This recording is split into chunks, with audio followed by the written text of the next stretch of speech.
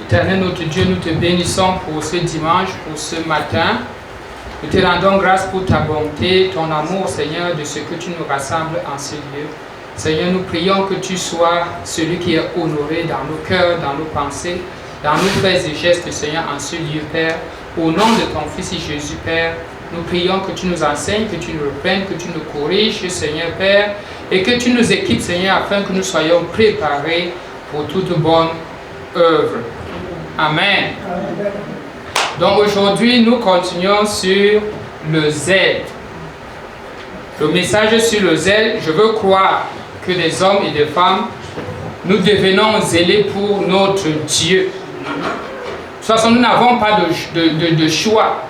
Notre Seigneur était zélé, on dit le zèle de sa maison, il dit le zèle de ta maison me brûle, me consume. Donc Jésus brûlait du zèle, il était passionné pour la maison de Dieu. Et nous, demain, nous devons être passionnés. Et Hegel le disait, je le répète encore, il n'y a rien de grand qui a été fait dans ce monde sans passion. Et je ne pense pas que Elon Musk a réalisé tout ce qu'il faisait juste en agissant au bon, c'est-à-dire juste de manière tendre, souple. Je pense que c'est un gars qui se donnait à fond. Il se donnait des nuits, il se donnait des jours, il rencontrait les gens, il allait partout. Il était zélé, il était convaincu de ce qu'il faisait. Frère, nous avons quelque chose de plus grand que l'entreprise d'Elon Musk. Nous avons beaucoup plus grand que l'entreprise, quelle que soit l'entreprise que tu peux imaginer. Ne voyez pas cette entreprise, pas dans le sens que nous apporte l'argent, mais parce que c'est l'œuvre de Dieu. Parce que c'est l'œuvre de Dieu. On peut faire beaucoup de choses dans la vie. On peut travailler pour beaucoup de personnes. On peut être zélé pour plein de choses. Mais si on n'est pas zélé pour Dieu, ça pose quand même un point d'interrogation. Dieu veut que tu sois zélé. Dieu veut que ton zèle soit discipliné. Dieu veut que ton zèle soit accompagné de sagesse. Dieu veut que ton zèle apporte la réforme. C'est ce que Dieu attend de nous. On n'est pas zélé en vain. Vous allez voir que dans le commerce, ceux qui sont dans le commerce là, ce sont les personnes les plus zélées qui vendent le plus. Il est même capable de te vendre le faux parce qu'il est trop zélé de son affaire. Le moins tu manques de zèle, le plus tu crées de l'autre côté le doute, le scepticisme. Le plus les chrétiens ont honte de leur christianisme, de leur Jésus, s'ils ont honte, mais le moins les gens seront intéressés à ce Jésus-là. Dieu veut voir un jeune qui est passionné pour Christ. J'en avais un à l'époque où j'étais dans une autre église, c'était un jeune passionné. Il faisait les débats au secondaire. Il écrivait les poèmes, il a eu le 2e prix en chantant Jésus dans son école, au secondaire. Un jeune qui avait été touché par la parole. La passion produit toujours. Il allait au parc, il revenait avec les témoignages des gens qui étaient guéris. Le zèle, ça porte des fruits. Le zèle apporte la réforme. Aujourd'hui, nous sommes encore sur notre texte, le texte qui porte sur Jéhu. Donc, 2 Rois 10, du verset 1 au verset, aujourd'hui c'est du verset 31 au verset 36. Je vous ai parlé de toute la lecture du verset 1 au verset 30. Et c'est ce que nous allons dérouler aujourd'hui. Nous allons laisser le Seigneur nous enseigner au travers de ce texte. Je vais lire le texte et si vous êtes là ce matin et si vous avez votre Bible, ouvrez votre Bible à 2 Rois 10, du verset 31 au verset 36. Je vais lire ici. On dit, toutefois, Jéhu ne prit point garde à marcher de tout son cœur dans la loi de l'Éternel, le Dieu d'Israël.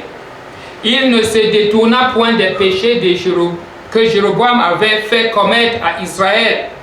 Dans ce temps-là, l'Éternel commença à entamer le territoire d'Israël.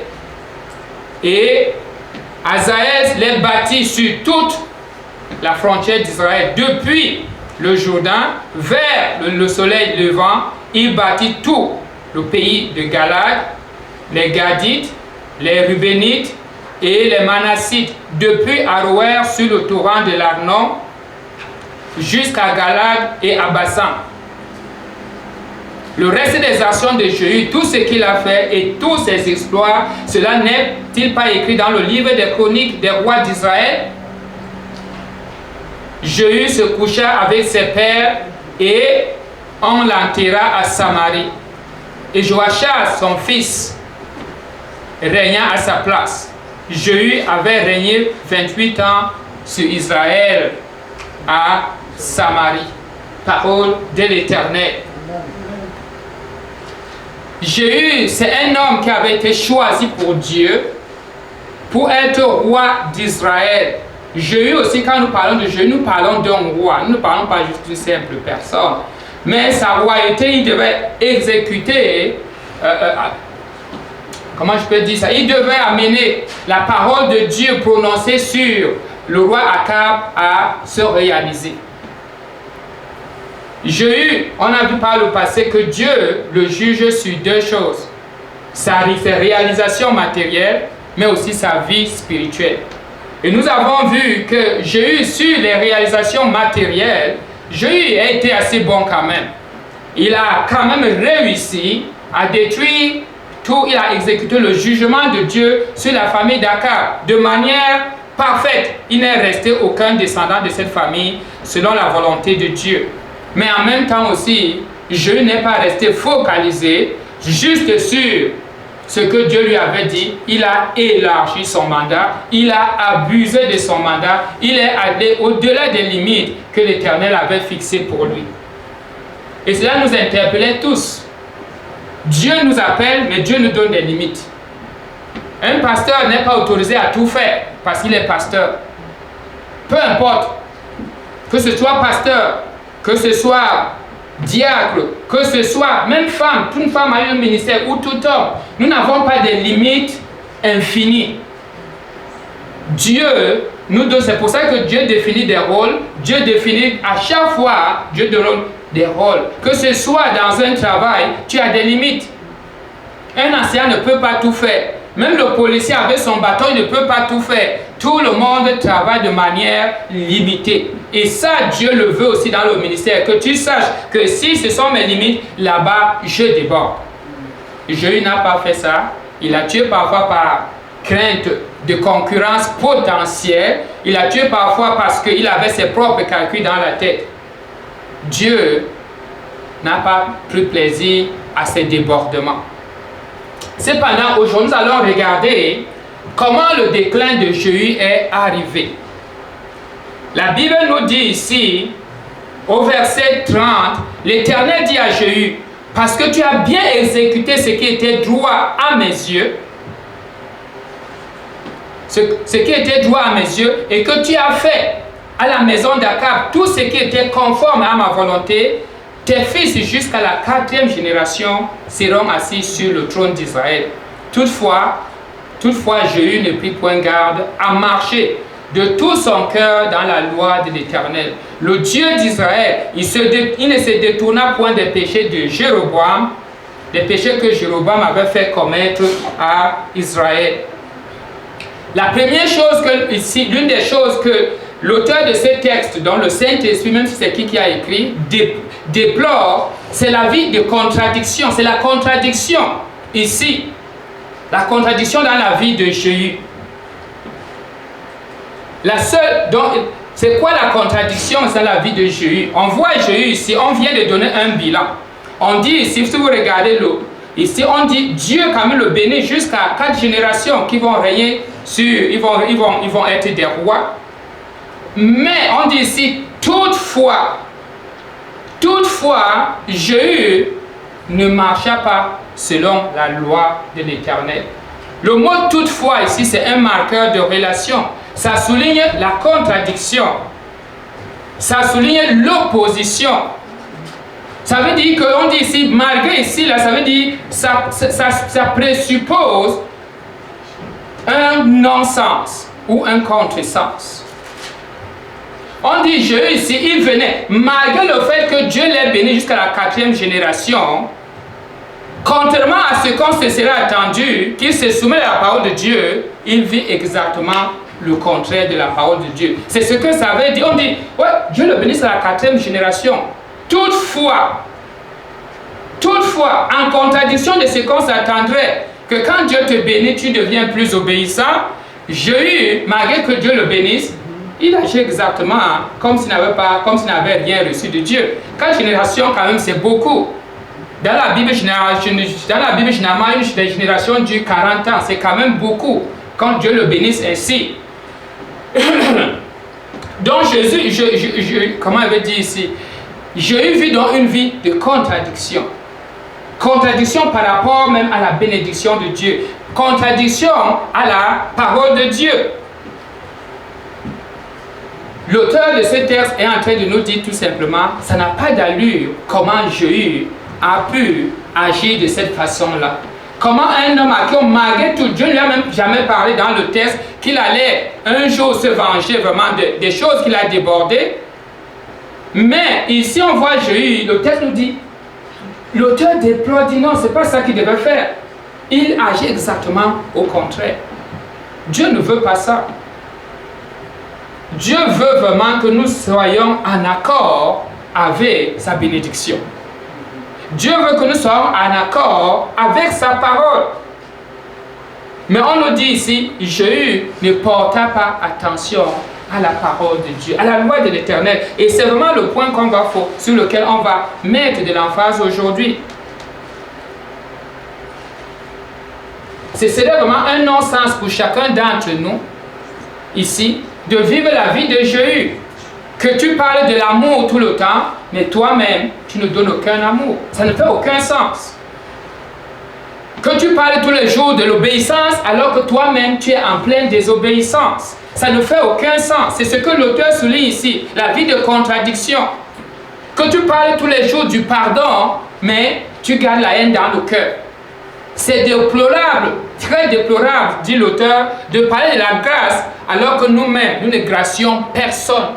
Il y a des gens qui ne gracient personne, mais tous les jours ils parlent d'être sous la grâce. C'est toute la contradiction. La parole qu'on dit à Jéhu pourrait aussi être prise et donnée à toi.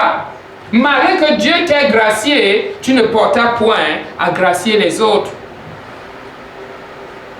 Un zèle sans vraie transformation intérieure, parce que c'est là où venait, parce que intérieurement Jéhu n'était pas transformé. Un zèle sans transformation intérieure nous conduit vers une transformation superficielle. C'est très important que si tu penses que venir à l'église ça suffit, prier ça suffit, ok, c'est correct. Allez, peut-être de temps en temps, tout ce que tu vas faire superficiellement t'amène à une transformation superficielle, une transformation passagère, une transformation qui est peu durable. Et beaucoup de gens sont dans ça. Or, quelle est la différence entre quand tu étais chrétien et quand tu n'étais pas chrétien? Oh, quand moi j'étais chrétien, je ne priais pas. Maintenant, je prie beaucoup. Ça, c'est pas vraiment une transformation. C'est pas nul, mais c'est pas une grande transformation. Et le plus souvent, pourquoi pries-tu? Ben, je prie pour que je sois en santé. Mais où est la transformation? Donc, si tu ne priais pas avant, maintenant tu pries, c'est tout auto-centré, tu cherches juste ton intérêt. La Bible nous dit que c'est une contradiction. Toutefois, celui qui dit qu'il va amener une révolution dans sa vie, ou dans une ville, ou dans un quartier, c'est un homme et une femme dont la vie doit être gouvernée par la parole de Dieu. Si la parole de Dieu ne gouverne pas ta vie, tu vas transformer les gens, mais tu vas les transformer de manière superficielle. La parole de Dieu est au cœur de la transformation que nous voulons, quelle que soit. Quand la parole de Dieu est là, je parle de la vraie transformation, il y a les fausses transformations. Il y a des églises qui sont pleines, qui sont remplies, mais la transformation n'y est pas parce que la parole, elle n'est pas vraiment à sa place. Elle est beaucoup plus flatteuse que la vérité qu'elle déclare. La loi de Dieu est la clé sans laquelle aucune transformation durable n'est possible. Moi, personnellement, j'imagine que vous aussi, vous avez entendu déjà, oh, nous allons prier pour le réveil. Le réveil va venir. Nous allons prier. Nous prions vraiment pour le réveil. Parfois, j'ai entendu des messages prophétiques. On entend déjà les voix, la pluie du réveil. Ça fait des années, je n'ai pas vu le réveil. Et j'attends toujours. Parce que beaucoup de gens croient que la prière va apporter le réveil. ou bien que le Saint-Esprit va agir de manière mystique et va apporter juste le réveil. Bibliquement parlant, et si vous allez regarder dans toute la Bible, toutes les réformes, tous les réveils, toutes les transformations de l'histoire qui ont duré et qui ont vraiment eu de l'impact ne sont jamais venues par la prière. Ça ne veut pas dire que la prière n'est pas importante. Toutes les transformations de la Bible sont venues par la parole de Dieu. Depuis la première Église jusqu'à là où nous sommes aujourd'hui. D'abord, le premier réveil qu'il y a eu dans l'histoire, c'est à la Pentecôte. À la Pentecôte, qu'est-ce qui s'est passé? On dit que le Saint-Esprit est descendu sur les apôtres. Mais, quand le Saint-Esprit est descendu sur l'apôtre, cela ne veut pas constituer pas un réveil du tout. Il n'y a pas eu un réveil à la Pentecôte à cause de la prière. Parce que les apôtres aient prié ou pas, le Saint-Esprit devait descendre. Et deuxième chose, ils avaient l'habitude de se rassembler. Ce n'est pas pour demander que le Saint-Esprit vienne. Ils se rassemblaient pour être plus forts. Ils se rassemblaient parce qu'ils voulaient être en étroite ligne avec ce qui allait s'accomplir après. Donc, il y avait beaucoup plus de peur dans leur parce qu'on disait, plus nous sommes ensemble, mais moins on a peur. Plus tu es isolé, mais plus tu as peur. Donc, on voit ici, ils ont reçu le Saint-Esprit. Ils priaient avant, ils ont reçu le Saint-Esprit, mais l'idée de réveil n'est pas dans la prière parce que c'était leur habitude et ils ne priaient pas pour que le Saint-Esprit vienne, ils priaient pour leur vie vraiment personnelle. Qu'est-ce qu'ils devaient devenir? Donc ils n'ont pas causé la venue du Saint-Esprit parce que Jésus avait dit qu'il viendrait. Comme personne n'a aussi causé la venue de Jésus, que quelqu'un prie ou que quelqu'un ne prie pas, Dieu avait dit que Jésus viendrait et il allait venir. Et même si quelqu'un jeûnait et priait pour que Jésus ne vienne jamais, Jésus allait toujours venir. Donc ça là, il n'y avait rien. Tout le monde pouvait s'opposer à la venue du Saint-Esprit, mais le Saint-Esprit devait toujours venir. Et le Saint-Esprit est venu au jour qui devait venir. Le jour de la Pentecôte qui représentait le jour de la première moisson, de la moisson. Donc il est venu, il était donc comme le jour le jour de premier fruit, donc on célébrait le premier fruit. Et le Saint-Esprit est le premier fruit de notre conversion, on peut dire comme ça. Il veillait donc et il priait pour que la lumière qui était en eux ne s'éteigne pas. C'était tout. Le Saint-Esprit est donc venu. Qu'est-ce que le Saint-Esprit a fait? Il les a rendus capables de hardiesse. Quand le Saint-Esprit est descendu sur eux, n'oublions pas, ce qu'ils ont eu, ce n'est pas encore de réveil, mais c'était tout quoi? Il les a rendus, il leur a donné de la hardiesse. La Bible nous a dit que n'allez pas évangéliser. Quand le Saint-Esprit va descendre sur vous, alors vous irez. Et le réveil commence quand je veux vous convaincre que ce que Jésus a négligé, c'est ce qui était censé pour qu'il apporte le vrai changement que lui désirait. C'est vraiment ça le point.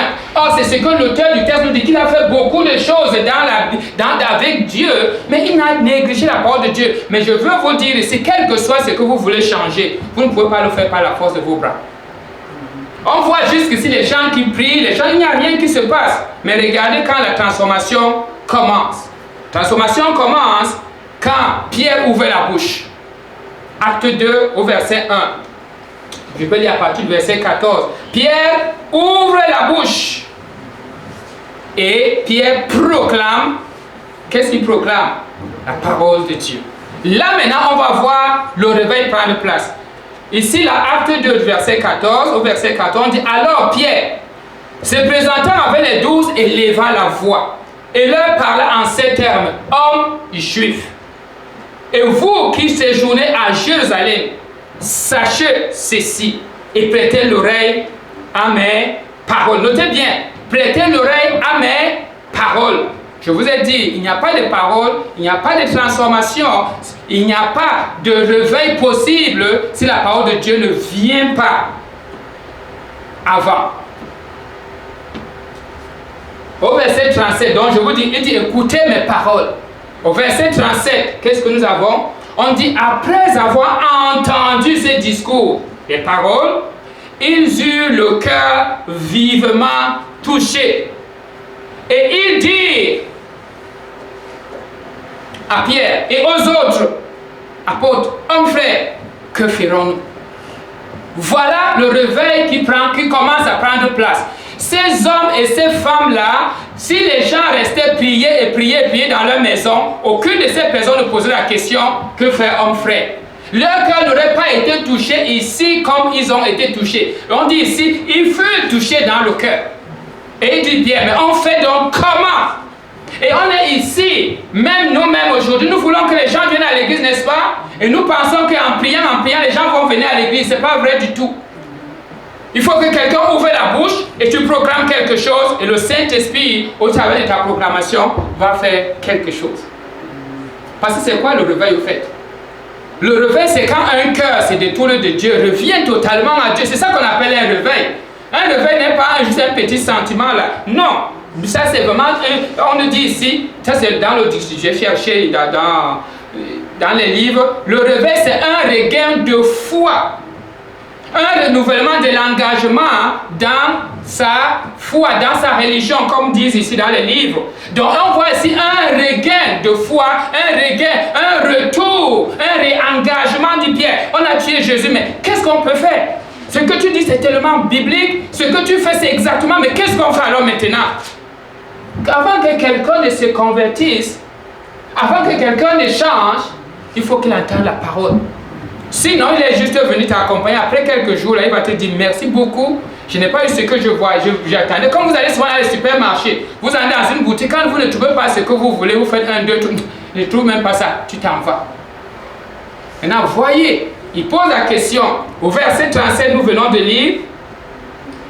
Et ici, au verset 41, ceux qui acceptèrent la parole furent baptisés. Et en ce jour-là, le nombre des disciples s'augmenta d'environ 3000 ans. Ça, c'est la puissance de la parole.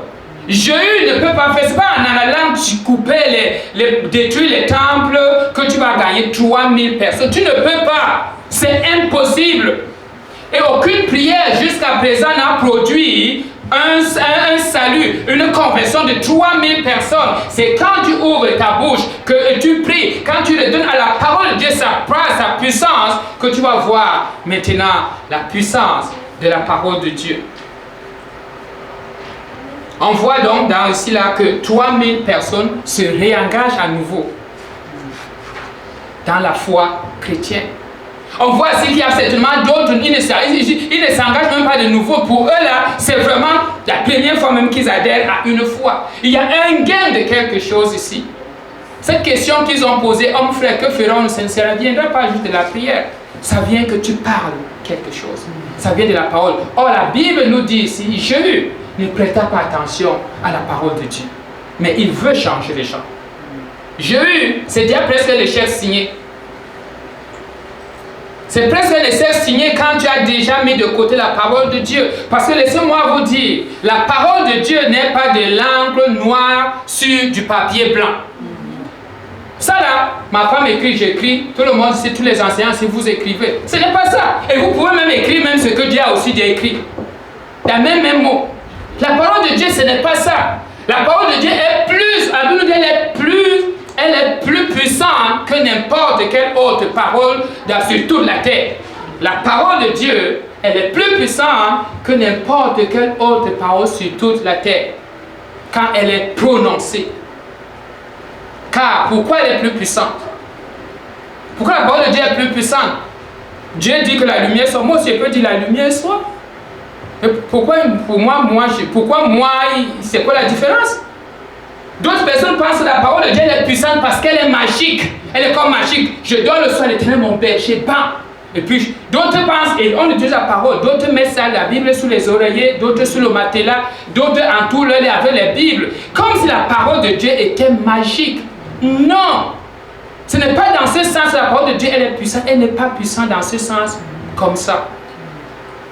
La parole de Dieu elle est puissante parce qu'elle est prononcée par l'être le plus puissant. C'est pour ça qu'elle est puissante.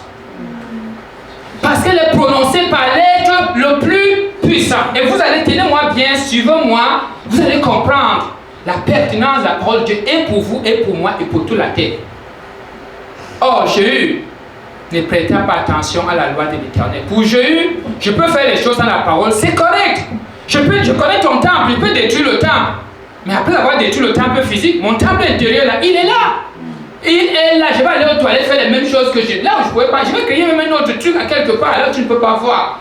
S'il n'y a pas la parole. Ces gens-là qui ont dit, mais homme frère, on va faire comment? Ils ne poseraient jamais la question si la parole ne sort pas. C'est quand la parole sort qu'elle montre maintenant son efficacité.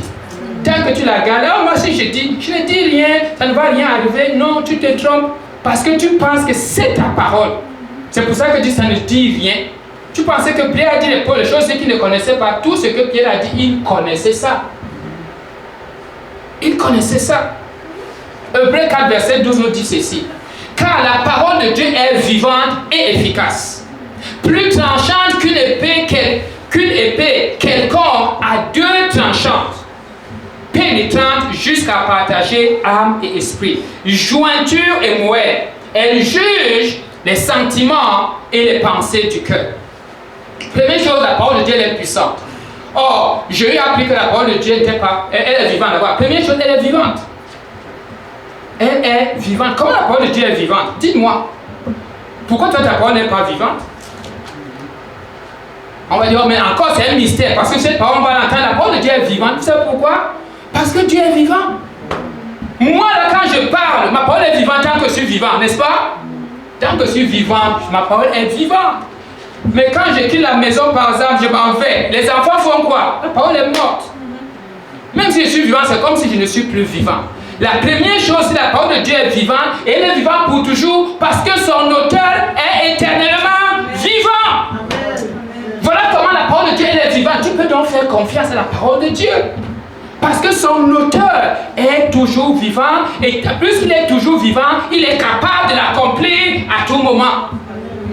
C'est ce qui diffère avec toi et moi. La parole de Dieu est puissante, elle est vivante. La Bible dit elle est efficace. Pourquoi elle est efficace? Efficace, ça veut dire qu'elle peut produire des résultats. Mais parce que celui qui l'a donné est capable de faire tout ce qu'elle déclare. C'est pour cela donc ce n'est pas juste des caractéristiques de nos hasards. Parce que celui qui a déclaré que la lumière soit capable d'accomplir ces paroles-là, ces mots-là, que la lumière soit, il peut produire la lumière. Donc la parole de Dieu, ce n'est pas de l'encre blanc sur du papier, de l'encre noire sur le papier blanc. C'est Dieu en arrière. Quand tu rejettes la parole de Dieu, tu rejettes tout Dieu. Parce que la parole de Dieu, c'est les mêmes mots. Il n'y a rien de mystique là derrière. Absolument rien. Prenons par exemple le cas de M. Trump aujourd'hui, ou de Macron, ou de Mark Carney. Leurs paroles sont efficaces encore aujourd'hui. Et elles sont même puissantes. Parce qu'ils sont au pouvoir. Mais une fois qu'ils descendent du pouvoir, ce que Trump dirait, on s'en fout. Oui ou non? Pourquoi? Il n'a plus de pouvoir. Aujourd'hui, sa parole est vivante parce qu'il est vivant. Il peut continuer à soutenir tout ce qu'il a dit. Il a les moyens. N'importe que ce soit Trump ou Carney ou Macron. Leurs paroles sont vivantes parce qu'ils sont vivants. Mais en même temps, même leur efficacité est limitée parce qu'eux-mêmes sont des auteurs limités. La parole de Dieu est vivante et efficace parce que Dieu est vivant, il est efficace plus que n'importe quel être. Et il vit éternellement. Tu peux donc faire confiance à la parole de Dieu. Et Jésus ne portait point attention à la parole de Dieu. Vous voyez ce que nous perdons quand nous laissons la parole de Dieu. Quand nous pensons que c'est la magie, non. Non, ce n'est pas possible. L'efficacité des auteurs de ce monde, la parole de Dieu, elle est vivante, elle est efficace. La Bible, elle est capable de faire, d'aller juger les pensées du cœur. Donc elle agit à l'intérieur de l'être humain, divisant l'âme et l'esprit. Et c'est ça qui fait la parole de Dieu sa force. Elle est capable. La mauvaise compréhension donc fait ce que, quand on ne comprend pas ça, que, attends, la parole de Dieu, elle est vivante. Comment elle est vivante? Non, elle est vivante parce que celui qui l'a dit, il est capable d'accomplir. C'est ça qu'on appelle être vivant. Et toi, ta parole est vivante, toi, maman ou papa, juste quand tu es là avec les enfants, une fois que tu n'es pas là, ta parole est morte. Tu ne peux plus rien faire, tu ne peux pas l'accomplir. Aucun enfant, celui qui est trop gentil fait un peu, celui qui n'est pas, il ne fait pas. Mais ce n'est pas la même chose avec Dieu. Dieu, partout est sa parole. Dieu est là derrière sa parole, prêt à l'accomplir. Dieu est là avec sa puissance, et sa parole est puissante et elle est efficace. Est-ce que ça va là? Super. Mais beaucoup de gens comprennent mal cette parole. C'est pour ça aujourd'hui on peut entendre les gens qui réclament que l'Église change, que l'Église s'adapte à la pensée du monde aujourd'hui, cette époque. Si tu vas dans le monde, mais non, l'église est très conservatrice, elle ne veut pas changer, elle veut juste, c'est les anciennes choses qu'elle veut conserver. Écoutez, il y a les églises qui sont tombées dans ce panneau-là, ça veut dire qu'ils sont en train d'essayer de changer. Le dernier pape, avant même de mourir, il disait déjà qu'on peut, il acceptait déjà certaines choses, le dernier pape avant de mourir. Là. Donc, on peut comprendre que ce pape pense qu'il peut modifier la parole de Dieu. Écoutez.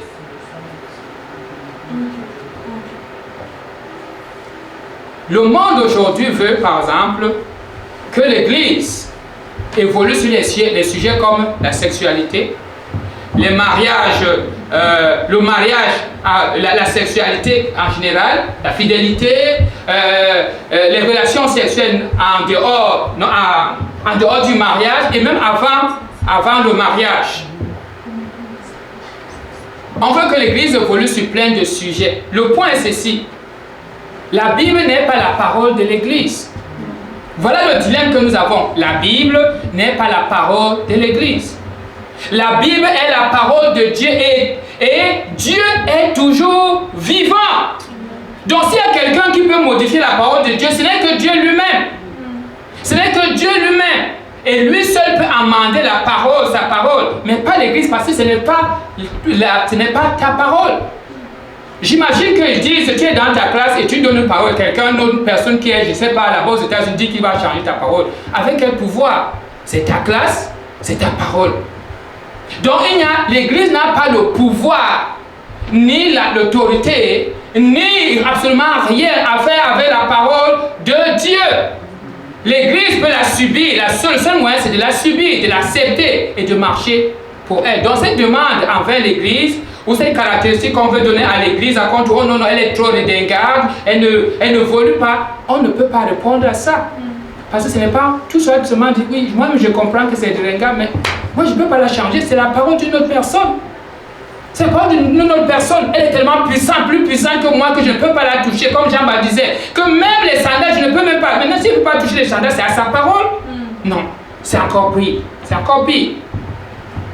Alors, comme personne aujourd'hui ne peut modifier les décisions, par exemple, du président Trump, ou de n'importe quel roi aujourd'hui, l'Église n'a aucun pouvoir de modifier la parole de Dieu.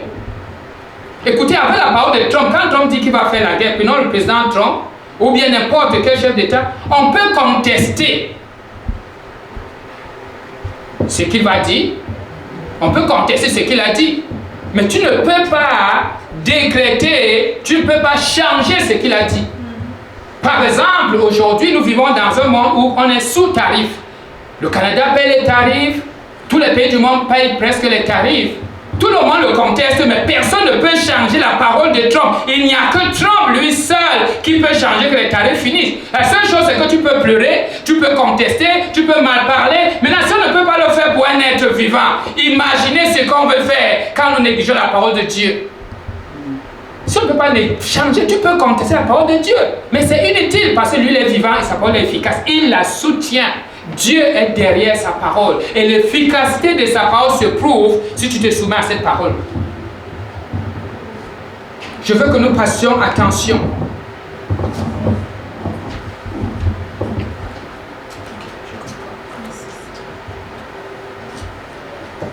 Donc mes frères, mes sœurs, j'ai eu à négliger ce qui faisait la clé du réveil. Et si tu peux aussi négliger ça, tu peux aussi négliger ça aujourd'hui, dire ok non, je n'ai pas besoin de beaucoup de la parole de Dieu, j'ai besoin de prière. C'est vraiment, tu te trompes. Tu n'as pas besoin de prière seulement, tu as besoin de la parole. Tu as besoin de la parole. Et la parole de Dieu, personne ne peut la changer, comme nous sommes incapables de changer la décision de Mark Carney ici, le Premier ministre du Canada. Nous ne pouvons pas changer, on peut contester, on aurait souhaité que ce ne soit pas ça. Mais tant qu'il est au pouvoir, tu ne peux rien faire. Tu vas juste murmurer, même si tu es l'opposition officielle, tu peux seulement murmurer, mais c'est ça qui est et c'est ça qui demeure. Notre roi nous donne une parole, on dit sa loi. Dieu est derrière sa loi.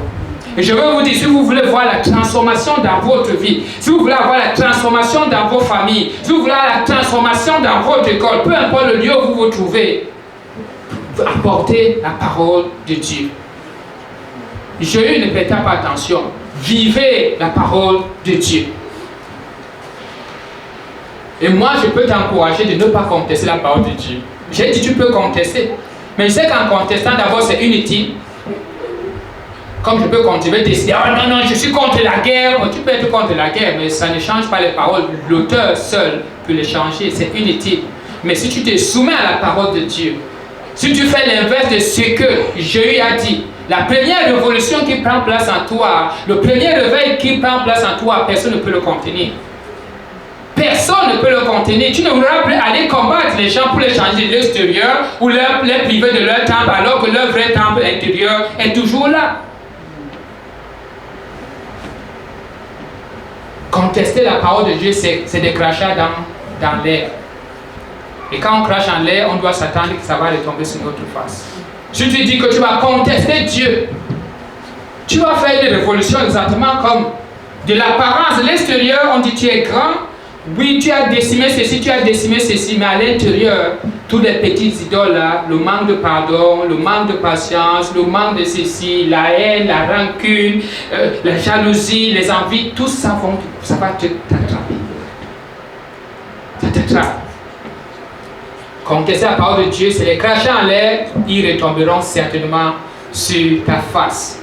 Et la meilleure chose que moi je peux conseiller à quiconque en ce lieu ici, essaye de te soumettre à la parole de Dieu et tu verras la puissance infinie qu'il y a. Si tu as compris comment j'ai expliqué l'efficacité, la puissance, la vie de la parole de Dieu, la vivacité de la parole de Dieu, et la vitalité même de la parole de Dieu, vous allez comprendre qu'il est absolument nécessaire de vivre et de rester totalement attaché à cette parole de Dieu. Malheureusement pour Jésus, Dieu n'était pas, sa parole de Dieu, la loi de Dieu, la parole de Dieu n'était pas aussi importante pour lui.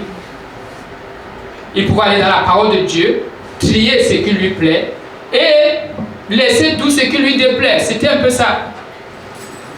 C'était ça. Parce que la Bible nous dit, Jésus ne prit point garde à la parole de son Dieu. De tout son cœur, dans la loi de l'Éternel, Jésus ne prit point garde à marcher de tout son cœur dans la loi de l'Éternel. Et notez l'insistance de l'auteur aussi sur tout son cœur. Tout son cœur, ça veut dire, on peut dire ici, Jésus, avec une partie du cœur, il marchait avec Dieu, et l'autre partie du cœur, il marchait avec lui-même. C'était un peu ça. Donc tout le cœur, peut-être 70% ou 50% était pour Dieu, l'autre 50% c'était Jésus. Et c'est exactement la vie de beaucoup de personnes qui veulent marcher avec Dieu. Tu marches avec celui qui est le plus puissant, mais tu as tes propres stratégies de défense. Est-ce que ça fait du sens? Tu marches avec celui qui est fort, mais tu as tes propres petites stratégies. Oh, si on nous a dit ici, je vais sauter dans l'eau. Tu sautes dans l'eau, mon ami, celui qui il a toutes les armées. De qu'est-ce que tu cherches? Comment tu comprends Dieu? Et c'est Dieu ici. Comment tu peux marcher avec celui qui a toute la puissance, toute la sagesse? Et tu dis non, je ne connais pas la sagesse. Il faut que j'aime mes petites affaires ici. On ne sait jamais. Tu veux savoir quoi? On ne sait jamais quoi. Lui, c'est tout. Et il t'aime. Et il te l'a prouvé.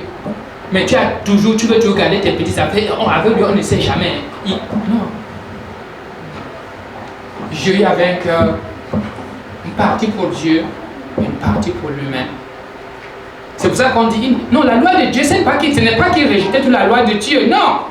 Il aimait la loi de Dieu, mais il aime les parties, les morceaux qui lui parlent, qui ne parlent pas, qui parlent surtout des péchés des autres, des idolâtries des autres. Mais l'autre partie qui parle de son idolâtrie à lui, pardon, ne mets pas le doigt là-dedans. C'est que tu cherches des problèmes. Ce n'est pas ce que Dieu veut. Dieu voulait tout le cœur, dit Jésus, si réellement tu crois que l'idolâtrie est mauvaise, elle est mauvaise pour les autres, mais elle est aussi mauvaise pour toi. Il n'y a pas d'idolâtrie qui est mauvaise pour les autres et juste bonne pour toi. Pourquoi toi tu continues ce que toi tu as condamné? Et on voit que Jésus, sa réforme fut vraiment, sur ce point, presque un échec. Presque un échec. Parce qu'il a détruit les temples de base. Si on voit du point de vue, mais on va dire oui. Mais quand tu essaies de réfléchir plus loin, oui, tu peux détruire les temples, de tuer même les gens, mais ça n'enlève pas que tous les adorateurs avaient encore leurs idoles dans le cœur. C'est comme on a fait avec nos ancêtres. Surtout en Afrique, ceux qui sont venus, les missionnaires, ceux qui ne comprenaient pas J'étais, on dit non, j'étais, on ne vous convainc pas, non. Les gens sont allés plutôt garder, cacher quelque part. Il va en forêt, dit je m'en vais jeter, il va y garder là-bas. Dès que maintenant, plus que le christianisme, déjà, ça diminue un peu de l'influence, on voit toutes ces affaires sales, mauvaises, qui ressurgissent. Tout ça, parce qu'on n'a jamais montré que c'était... La parole n'est jamais venue pour les convaincre de quitter. Ils ont juste mis de côté. On a détruit, non. Martin Luther, le premier réveil de l'Église est venu par la parole. Et la prière était juste que ça permettait tout simplement aux disciples d'être s'aligner avec la visitation, avec la parole de Dieu qui allait venir et avec le Saint-Esprit qui allait agir. En 1517, Martin Luther aussi apporte un réveil dans le monde. Parce qu'en 1517, là, l'Église est dans une piteuse vraiment état. Très, très piteuse vraiment. Donc, à peine, la parole de Dieu est mélangée avec la parole du monde. On vend par exemple les contributions à l'Église. On connaît tous par exemple l'église de Rome, là, la célèbre église, je pense c'est l'église Saint-Pierre de Rome, qui est au Vatican. C'est une église qui a été construite sur les contributions des gens avec le mensonge. Ça veut dire, on te dit, ok, on dit que quand tu donnes, par exemple, tu as 2 personnes en enfer, si tu donnes $1000, mais peut-être ça te délivre même ton père qui était là-bas. Et les gens donnaient, c'est comme ça qu'on vendait donc. Et Luther face à ça, lui il est aussi prêtre catholique. Il voit, dit non, ça là, il y a quelque chose qui ne marche pas dans ça. Et en 1517, il publie ses 95 thèses. Du moins, quand on dit publie, ça veut dire qu'il est collé sur les murs de son université. Il avait la peur, mais c'était quand même un grand courage parce que c'est pas qu'il non, il est publié tout simplement, il colle ça sur les murs, il peint tous les murs avec toute sa thèse. Et ça apporte une évolution. La bonne chose, je veux qu'on remarque, ça ne dit pas que Luther pria. Il a fait quelque chose. Et vous allez voir la suite. Ce qu'il dépendait là, c'était la parole de Dieu. La parole de Dieu dans ces thèses, que l'Église a dévié.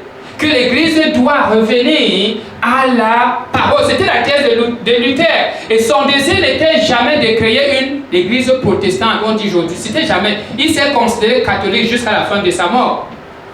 Donc ce n'était pas son désir. Lui disait, le vrai catholicisme, c'est ce que je suis. C'est qu'on suit tout simplement la parole de Dieu. Et la scission qui s'en est suivie a créé maintenant l'Église catholique qui est romaine aujourd'hui et l'Église catholique et l'Église protestante, ou mieux l'Église évangélique. Mais avant, il n'y avait que l'Église catholique qui existait sur la terre, catholique voulant dire universelle. Donc aujourd'hui, le pape ne représente pas l'Église catholique dont on parle dans les églises avant. Ok, avant 1517 là. C'est différent, c'est l'Église catholique universelle. Il n'y avait pas de protestants. Mais après 1717, on parle de l'Église catholique romaine maintenant, et on voit que ça allait siéger à Rome et tout le reste d'affaires. Le point, c'est que Luther était tellement... C'est la parole de Dieu qui l'a poussé. C'est en lisant le livre de Romains qu'il est tombé qu'on est sauvé par la foi. Et c'est cette parole-là qui l'a tellement poussé et donné le courage et rempli de courage, de sorte qu'il savait bien que c'est sa tête qui était au prix. À l'époque, là, on brûlait les gens au feu, hein. J'espère que vous le savez, c'était pas une blague là. On a beaucoup sur l'église, on brûlait les gens. Tous les opposants, on les brûlait au feu. Donc ça là, c'était pas une blague.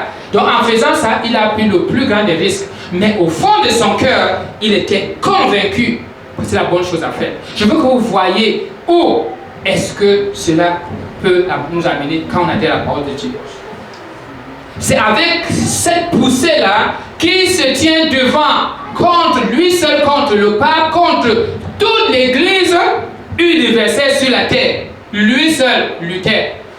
Disons, le Luther n'était pas le premier. Il y a beaucoup d'autres avant Luther qui sont morts. Donc Luther est un peu comme Nelson Mandela. Ok? Nelson Mandela, il n'est pas le seul à amener le changement en Afrique du Sud. Il y a beaucoup de gens qui sont morts avant Nelson Mandela. Il y a beaucoup de leaders qui sont morts, charismatiques, qui sont morts sur cette bataille. Luther est un peu comme le rescapé. Généralement, quand c'est le rescapé, on parle de lui. Parce que lui, il n'est pas mort. Il avait été protégé malheureusement. Heureusement pour lui. Heureusement pour lui. Voilà Luther. Ici, lors de son procès, on dit ici, lors de son procès, voici ce qu'il dit ici. On dit pour le procès, c'était à Dieppe, donc le procès de Dieppe, en 1521. Voici Luther aussi, il est poussé. il est demandé. Sa tête est mise à prix. Tout ce qu'on lui demande, c'est qu'il renonce. Son opposition, il renonce à tout ce qu'il réclame, qu'il renonce parce qu'il rejetait aussi le pape, que le pape n'est pas l'autorité suprême de la Bible. Tout ce qu'on lui demande, on dit ta tête est à prix de mort. Et c'est ton procès. Le procès de Wong, c'était sa chance. Sa dernière chance pour qu'il sauve sa tête. Donc, juste imaginez ça. C'est le procès où la seule chose qui vaut vraiment la peine, c'est juste dire non, j'ai abandonné et puis c'est fini. N'est-ce pas facile? Honnêtement, c'est pas complet. On te dit, écoute là, juste renonce à ça. Accepte que le pape est l'autorité suprême de la parole de Dieu. Et puis écoute là, renonce à toutes ces demandes-là que tu veux faire. Tu t'élèves contre les contributions que les gens donnent à l'église. Tu dis non, relève tout ça. Voilà ce qu'il répond simplement. Et vous voyez à quel point il était attaché à la parole de Dieu. Voilà. Voilà. À moins, voilà, c'est Luther qui parle, voilà la réponse qu'il donne, alors qu'on est en train de le presser. Luther renonce et tu as ta vie sauve. Il dit, à moins que je ne sois convaincu par le témoignage des Écritures ou par des raisons évidentes, car je ne fie ni au pape ni au concile seul, puisqu'il est manifeste qu'ils ont souvent erré, ça veut dire qu'ils se sont souvent trompés et se sont contredits. Je suis lié, attaché par les Écritures que j'ai citées. Et ma conscience est captive de la parole de Dieu. Je ne puis ni ne veux rien rétracter, car il n'est ni sûr ni juste d'agir contre sa conscience. Me voici, je ne peux faire autrement. Que Dieu me vienne en aide. Amen. Ça, c'est quelqu'un qui est en train de passer ses dernières minutes, qu'après ça, c'est la peine de mort. Mais écoutez ce qu'il dit. Je suis captif de la parole de Dieu. Je suis lié par la parole de Dieu. Je ne peux pas faire confiance à un homme au pas vous êtes déjà contredit plusieurs fois. Ma conscience me condamne. Il dit que Dieu me soit en aide. Amen. Pour vraiment la révolution, la position qu'il a prise par rapport à la parole, la révolution de Luther a apporté le protestantisme qui a apporté toutes les dénominations qu'on voit aujourd'hui. Et c'est arrivé à toi aujourd'hui, tu lis la Bible dans tes mains parce que Luther, sur la base de la parole de Dieu, s'est tenu pour la parole de Dieu. Ça a apporté un réveil et c'est pour cela, c'est après Luther qu'on voit les gens en Afrique, les gens vont partout. Mais il fallait que quelqu'un dise la parole de Dieu est vraie. Et on voit un réveil qui a eu le christianisme s'est répandu dans tout à cause de Luther. À cause d'un homme qui a dit, oui, il dit, à moins que je ne sois convaincu par le témoignage des Écritures ou par des raisons évidentes, car je ne me fie ni au pape ni au concile seul, puisqu'il est manifeste qu'ils ont souvent erré et se sont souvent contredits. Je suis attaché par les Écritures que j'ai citées. Ça, c'est la parole. C'est exactement un homme qui apporte la révolution. Pour lui, ce n'était pas une révolution, mais son attachement a apporté tout ce que vous connaissez aujourd'hui.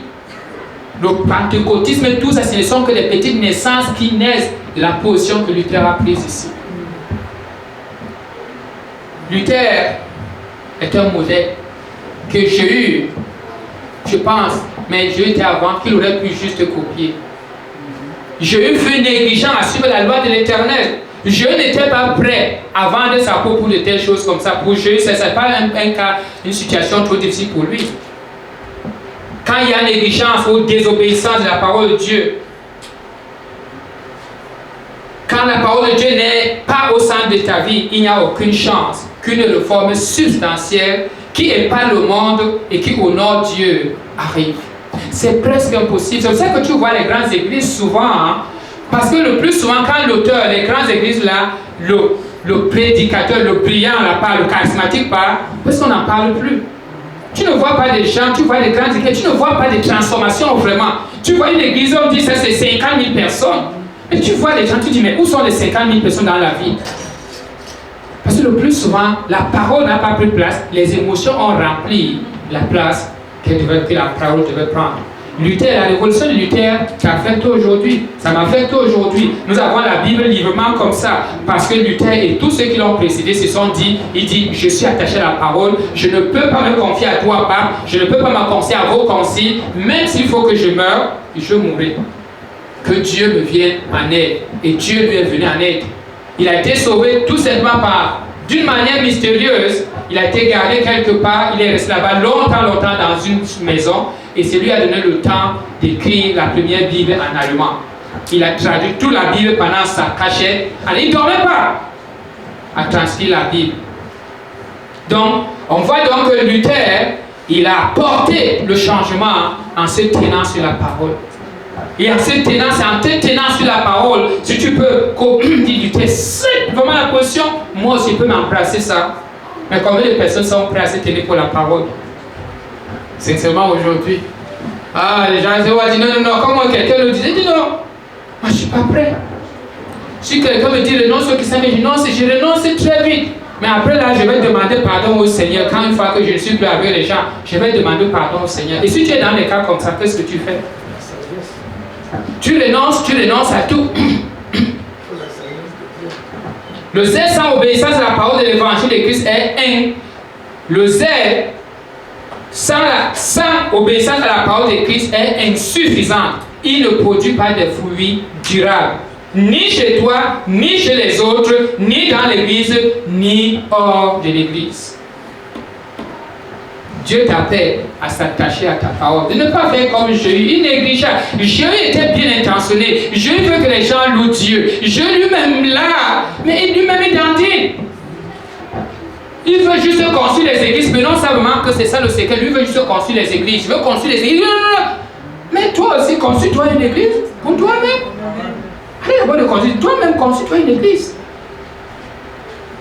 Nous devons reconnaître que si la loi de Dieu est la parole de Dieu, et c'est ce qu'elle est, la traiter avec négligence ne peut pas aller sans conséquence. Ça ne peut pas aller sans conséquence. Et nous allons voir quelques conséquences ici d'un réveil superficiel, d'un réveil sans la parole de Dieu, d'un réveil léger. On nous dit ici, au verset 32 de 2 Rois 10, dans ce temps-là, l'Éternel commença à entamer. Je ne sais pas pourquoi parfois on utilise les gros mots pour rien. C'est entamer, là on va dire entamer, ça veut dire quoi? Ça veut dire réduire. Vraiment parfois les gens de la Bible ne nous aident pas. En ce temps-là, l'Éternel commença à réduire le territoire d'Israël. Et Azaël les bâtit, ça veut dire les bâtit les Israélites. Sur toute la frontière d'Israël, depuis le Jourdain, vers le soleil levant, il bâtit tout le pays des Galades, les Gadites, les Rubénites et les Manassites, depuis Aroël sur le torrent de l'Arnon, jusqu'à Galade et à Bassan. Le reste des actions de Jéhu, tout ce qu'il a fait et tous ses espoirs, cela n'est-il pas écrit dans le livre des Chroniques, etc., etc. Ici, nous arrivons ici, la première chose que vous constatez ici, si vous comparez ici le verset 32, le début, voyez un contraste. Au début, regardez bien au début, Jéhu inspire la crainte. Au début, là, il a juste dit, mais envoyez-moi un roi, quelqu'un comme vous voulez. Regardez comment même il a apporté. Tout le monde a peur de Jéhu. Tout le monde craint Jéhu. À la fin, il n'y a personne qui craint Jéhu. Voyez-vous le contraste? Au début, Jéhu inspirait la crainte. Jéhu inspirait avec de l'influence. Si vous lisez le verset 9, le chapitre 9, 2 rois 9 là, vous allez voir comment il inspirait la crainte. Tout le monde avait peur de lui, on savait. Non.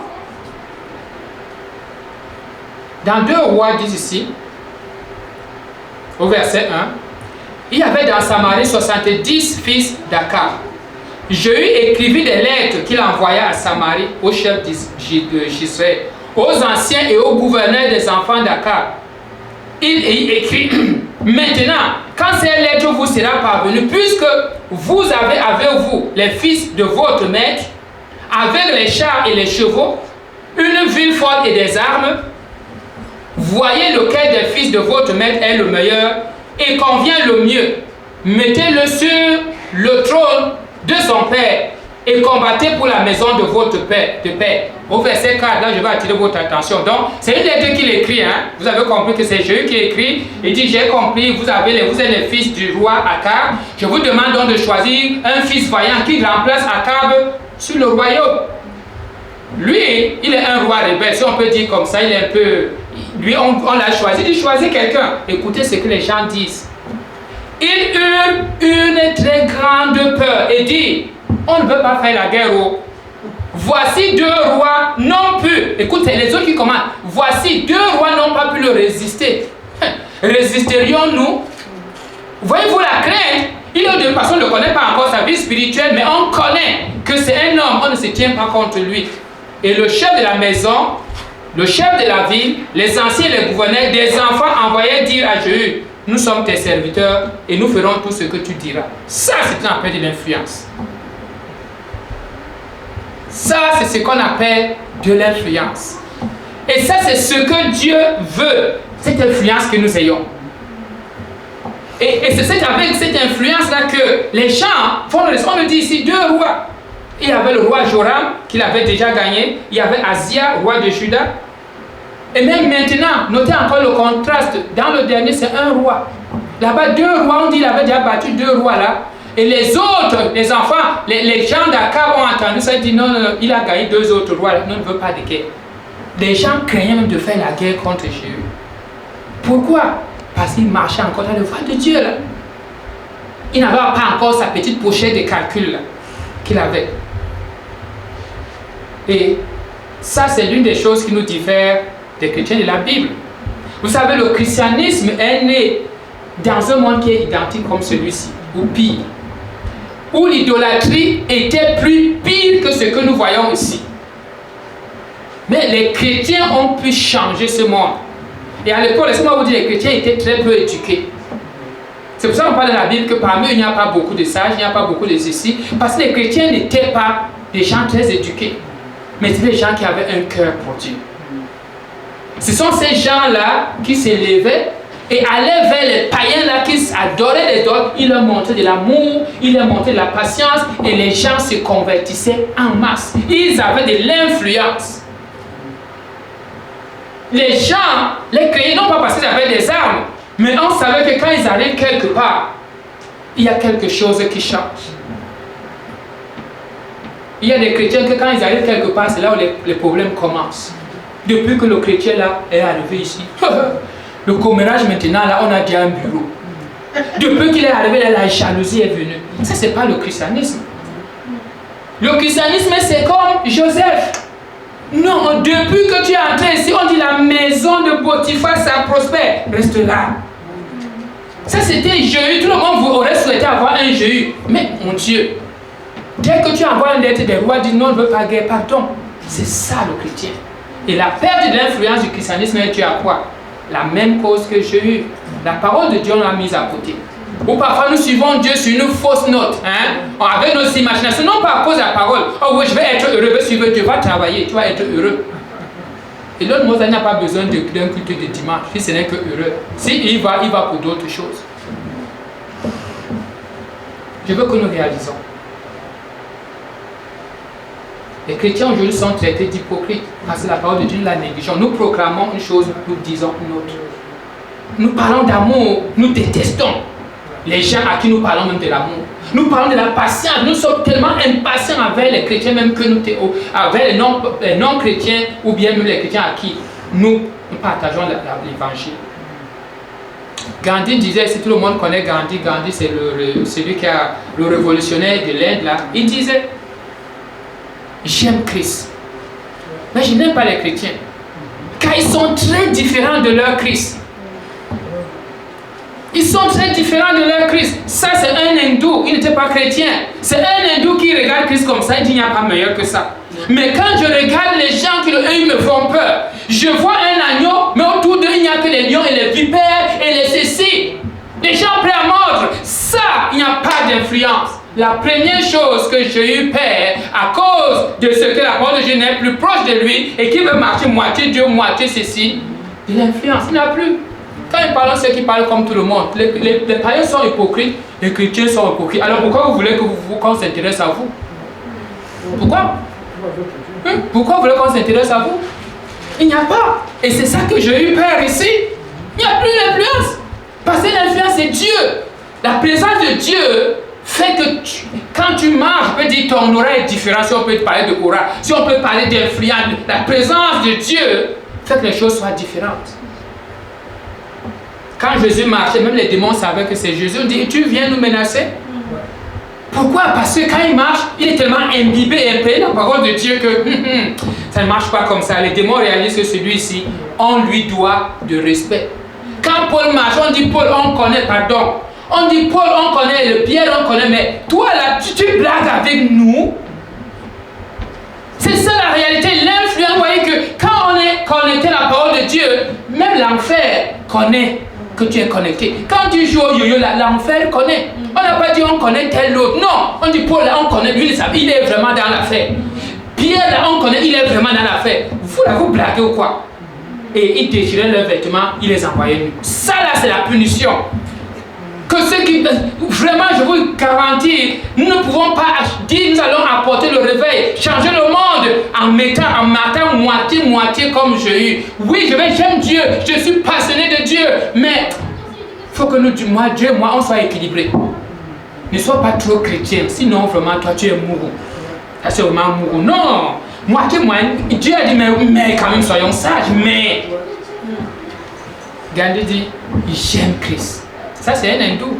Mais les chrétiens là, j'aime mal à partir avec eux. Ils sont tellement différents. Ils sont tellement différents. Le monde veut des chrétiens comme Christ. Comme Christ a rayonné. Ainsi, nous devons nous aussi rayonner dans le monde. Dieu veut que quelque chose change. L'influence est perdue. Mais ce n'est pas perdu à jamais. Le chrétien peut la gagner, revenir aujourd'hui. Regagner, dire, ma vie là, je veux qu'elle vaille quelque chose pour Dieu. Le temps est court. Je n'ai pas 1000 années à vivre sur la terre. Mais le peu de temps, si je veux que ça vaille quelque chose pour mon Dieu. La deuxième chose, c'est la perte, c'est l'affaiblissement, la perte d'autorité. Il a perdu l'influence, mais il perd aussi. Il s'affaiblit. Ici, là, on voit que c'est Dieu qui commence vraiment à entamer. Dieu commence à réduire le territoire, l'impact. Voyez-vous, ce qui paraissait juste anodin, les petits démons, les petits péchés mignons là, qui paraissaient anodins, au cours du temps, c'est en train de produire quelque chose de gros. On voit ici que les territoires ne font que lui être arrachés par un roi, non pas par deux. On dit Dieu lui-même dit, ok, j'ouvre alors la porte. Pardon, prenez ça. Vous voulez Galade? Prenez Galade. Prenez Manassé. Prenez, on commence juste à prendre les territoires. Et lui, là, il ne peut plus rien faire. Parce que la force du chrétien, ce n'est pas dans ses muscles. C'est dans celui qui est derrière le chrétien. Donc, malgré que l'armée n'a pas changé, peut-être l'armée même, il a même fait une plus grosse armée. Mais la capacité de résister contre Azaël, il n'a plus. La perte de territoire. Et sachons-le, l'église de Dieu, les enfants de Dieu, quand nous négligeons la parole de Dieu, ça nous affaiblit. On perd des territoires, on perd des guerres, parce que la parole de Dieu n'y est pas. Vous voulez que Dieu soutienne quoi? On a dit sa parole est vivante parce qu'il la soutient. Mais si tu négliges, tu veux qu'il soutienne quoi? Quand tu marches dans tes propres voies que tu as tracées, tu veux qu'il soutienne quoi? Il dit ma parole est vivante, mais reste avec moi. C'est ça la parole de Dieu. Le roi est affaibli à cause de la division de son cœur. On pense les petits compromis à gauche. À long terme, les petits compromis peuvent te causer un gros compromis. Et c'est ça que celui-ci, notre frère Jéhu est en train de récolter ici. Galade est pris. Manassé est pris. Et plein d'autres territoires sont pris. Et il ne peut rien faire.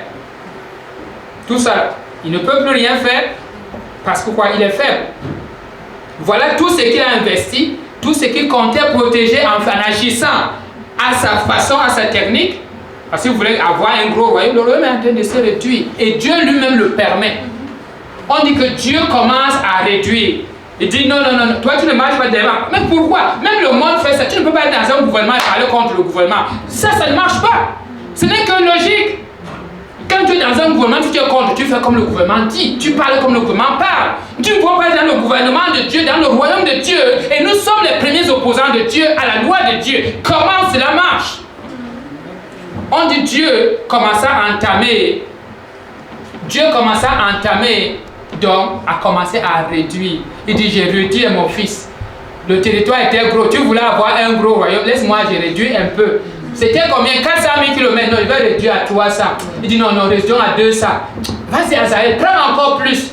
Comme ça, tu restes seulement singleton. Maintenant, quand tu as un territoire de tu as un territoire juste de 100 mètres, vous voulez que les gens vous respectent pourquoi? Voilà. En train de perdre les territoires. Vous voyez qu'il de ça. Et plus tard, il sera puni. Mais ici, là, Dieu dit non. De ton vivant, tu vas voir. Territoire réduit. Tu pensais que tu vas avoir un gros royaume avec autant de désobéissance? Tu penses avoir détruit les idoles des gens, toi-même tu gardes tes idoles, tu penses que ça marche? Ça ne marche pas comme ça, mon fils. Tu dois devenir faible. Azaël doit te faire un peu goûter quelque chose que tu dois comprendre. C'est moi qui te rendais fort. Tu n'es pas fort. Je veux te dire ici, nous ne sommes pas forts. C'est Dieu qui est fort. Si Dieu te lâche la même avec tes armées, ça devient juste vraiment comme, je ne sais pas, comme des bâtons. Et comment? C'est comme ça que Satan nous a toujours eu. Hein?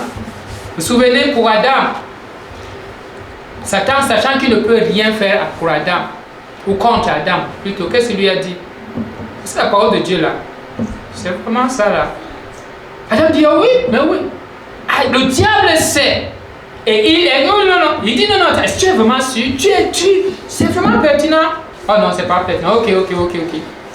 Voyez-vous, le déclin d'Adam commence par là.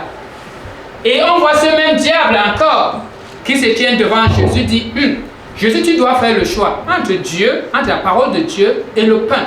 Les deux commencent quand même par paix, parole et pain. Choisis, tu es dans les conditions où tu as quand même trop faim là. Ok, comment tu ne peux pas utiliser ton pouvoir abusément? C'est le pouvoir qu'il t'a donné. Pourquoi tu ne peux pas vraiment juste faire ça? Parce que moi je t'ai dit.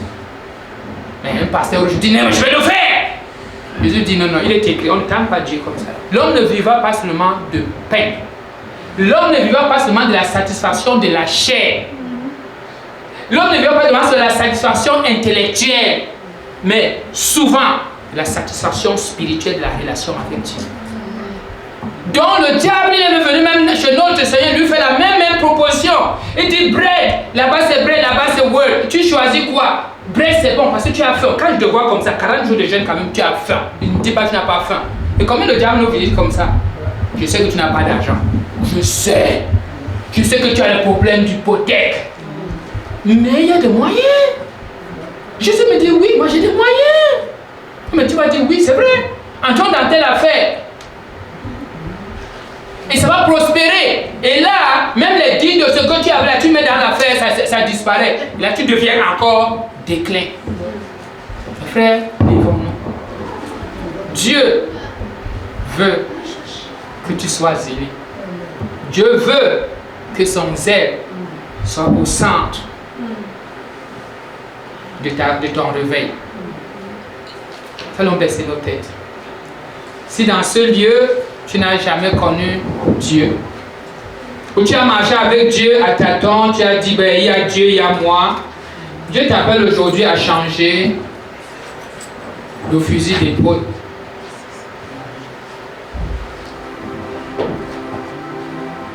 Tout l'Ancien Testament, tout le Nouveau Testament nous montre l'importance de la parole de Dieu. C'est la parole de Dieu, quand elle fut proclamée, c'est elle qui créa toute cette terre-ci. On voit la parole de Dieu qui amène des choses à l'existence. On a compris comment la parole de Dieu est vivante aujourd'hui. On a compris qu'elle est efficace, mais on a compris que cette parole est venue sur la terre. Son nom est Jésus. Tu peux proclamer matin, nuit et soir les paroles. Si la vraie parole qui est Jésus n'est pas dans ta vie, tu perds du temps. Il est la parole révélée, la plus efficace, capable de sauver ton âme de l'enfer, capable de pardonner tes péchés. Si en ce moment, si tu viens à Jésus, tu lui dis, Seigneur, j'ai besoin de pardon, j'ai besoin de grâce, j'ai besoin, Seigneur, que tu me pas de la culpabilité de mes péchés. Jésus va le faire. C'est la parole la plus puissante. Jésus a dit, non, je peux faire avec mes forces. Tu ne peux pas faire avec tes forces. Il faut que tu rencontres cette parole-là. On appelle Jésus et tu verras ce qu'il est capable de faire avec ta vie et dans ta vie. Mon frère, ma soeur, si tu n'es pas obéissant à la parole de Dieu totalement, tu ne sais pas ce que tu manques. Si tu marches encore en criant, oh je fais ça, je ne fais pas ça, oh, tu es en train de manquer et d'aggraver ta situation. Ce que j'ai eu pensé être, je reste que bon, des petits bobos, des petites affaires, on voit qu'à la fin de sa vie, c'est en train de lui coûter une rébellion. C'est en train de lui coûter des territoires. Ça lui promet même une promotion dans l'avenir. Le désir de Dieu n'est pas de punir, mais de protéger et de sauver. Je prie que ce matin tu demandes à Dieu, dis Seigneur, viens par ton Fils Jésus dans mon cœur. Je t'abandonne ma vie.